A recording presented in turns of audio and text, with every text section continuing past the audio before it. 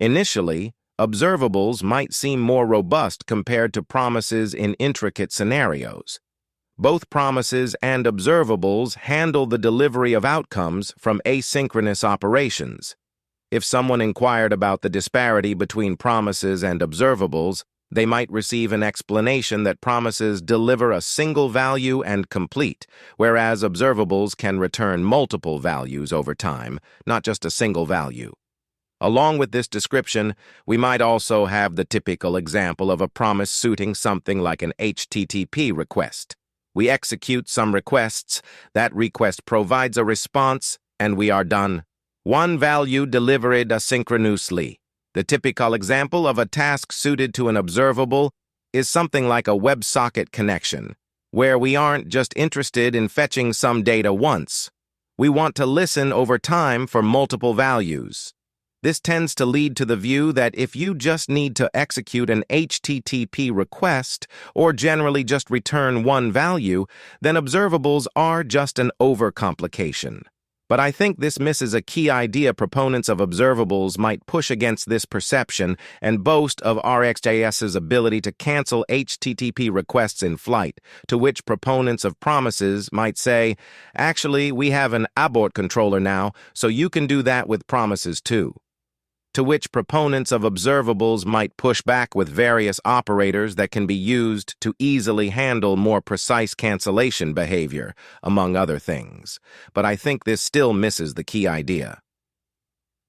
Let's take the example of the single HTTP request returning a single response, since it's probably the most common scenario.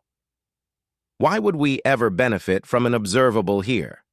Well, observables are great with dealing with values over time or temporal values, if you want to be fancy. Even though it looks like this HTTP request is just a one-and-done kind of thing, often it isn't.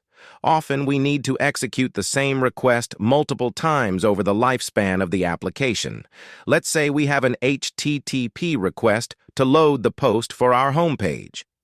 We just need to load a single response. And then we are done. A perfect use case for promises, right? That is, until the user tries to load the second page of data. Now we actually need to run that request again, just with some different parameters.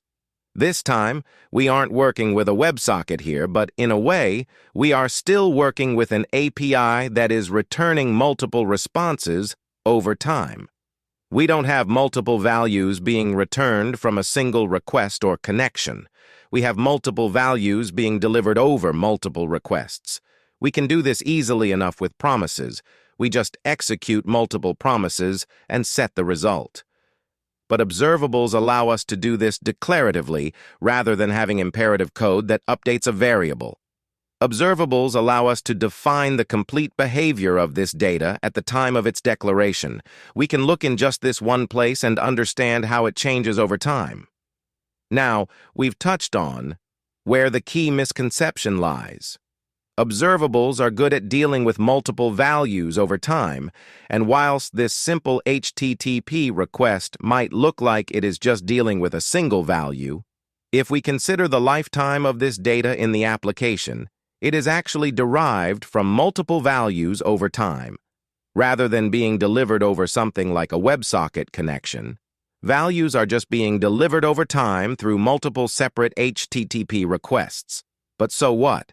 Maybe you don't care about writing things declaratively. If you don't care about declarative code, then observables aren't really giving you anything here. But we are still in the realm of temporal values, the values changing over time that observables are good at dealing with. So as we add complexity, observables have the tools available to handle just about anything, whereas promises are really at the limits of their capabilities. Even just simple cancellation behavior is, at least in my opinion, more awkward to achieve with promises when compared to observables. But if requirements become more complex, the benefits of observables become more apparent, and achieving similar behavior with promises becomes a lot harder and is going to require a lot of imperative code. If you have values that change in your application after they are initially set, and you want your code to be declarative, This is what Observables will allow you to achieve. Having values that change in your application is a common and mundane situation, not something highly complex and esoteric, which ArcGIS and Observables are often pigeonholed for. As we have seen, data for the current page is something that changes over time.